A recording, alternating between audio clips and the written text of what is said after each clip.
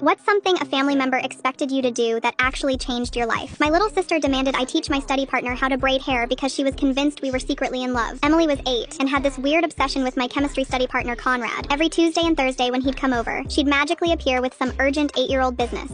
Can I show you my rock collection? Do you want to see me do a cartwheel? Did you know I lost a tooth yesterday? Conrad was incredibly patient with her, always stopping whatever we were doing to admire her latest drawing or listen to her explain why unicorns were scientifically possible. I kept apologizing, but he'd just laugh and say she reminded him of his little cousins back home. He actually seemed to enjoy her interruptions, which made me like him even more. One Thursday, Emily cornered me in the kitchen while Conrad was in the bathroom. "You need to teach Conrad how to braid hair," she whispered urgently. "Why would I do that, Em?" "Because when you guys get married and have daughters, he'll need to know how to do their hair for school. It's basic dad requirements." I nearly choked on my water. "We're not getting married, we're just study partners?" She rolled her eyes. "He looks at you funny when you're working on equations, like how dad looks at mom when she's making pancakes. Trust me, I'm very observant about romance things." The next week, she orchestrated her master plan. Right before Conrad arrived, she accidentally left her favorite doll Bella in the living room, hair completely tangled. When Conrad walked in, Emily gasped dramatically. "Oh no, Bella's hair is such a mess. I have dance pictures tomorrow and she needs to look pretty." She looked at Conrad with huge puppy dog eyes. "Do you know how to braid?" Conrad immediately sat down on the floor. "I'm afraid I don't, but maybe your sister could teach me. I'd love to help." Emily clapped her hands. "Perfect. This is very important life skills." She even handed Conrad a tiny pink hairbrush from her backpack like it was an emergency surgery kit. So there I was, sitting cross-legged behind Conrad on our living room carpet, showing him how to section Bella's synthetic hair while Emily supervised like a tiny drill sergeant. "You have to be gentle but firm," I explained, placing my hands over his to guide the movements. Like this. His hands were warm and surprisingly steady. I could smell his cologne and feel him lean back slightly as he concentrated. "Tighter on that piece," Emily instructed, "but not too tight. You don't want to hurt her." "Am I doing it right?" Conrad asked, turning his head slightly. We were suddenly very close. "Yeah," I managed. "Really good," Emily beamed. "See? Natural dad instincts. You're gonna be great at this marriage thing." We both blushed furiously while Emily continued her commentary. "My friend Sarah's dad can't even brush her hair without making her cry. But you're being so careful. That's how you know someone's gonna be a good husband." When we finished the braid, Emily declared it absolutely perfect and announced she was going to show mom before skipping out of the room. Conrad was still holding the doll, looking slightly dazed. "So," he said quietly, "about what your sister said, the looking at you funny part?" My heart started racing. Emily has a very active imagination. "Does she though?" He set Bella down carefully. "Because I've been trying to figure out how to ask you out for weeks, but I didn't want to make study sessions weird if you said no." I stared at him. "Really? Because every time you tuck your hair behind your ear while reading, I forget what ionic bonding even means." "Your 8-year-old sister is apparently more observant than both of us combined," Conrad said. Emily's voice carried from the kitchen, "I told you so." We both started laughing. Our first official date was the next Friday. Emily insisted on helping me pick out my outfit and gave Conrad a very serious talk about treating her sister right before we left. 1 year later, when Conrad proposed, Emily immediately started planning the wedding. "I want to be the flower girl and the maid of honor," she announced. This was basically my idea anyway. At our wedding last spring, Emily's speech was about how she always knew we belonged together and how she was basically Cupid but cuter. She still takes full credit for our entire relationship, and honestly, she deserves it.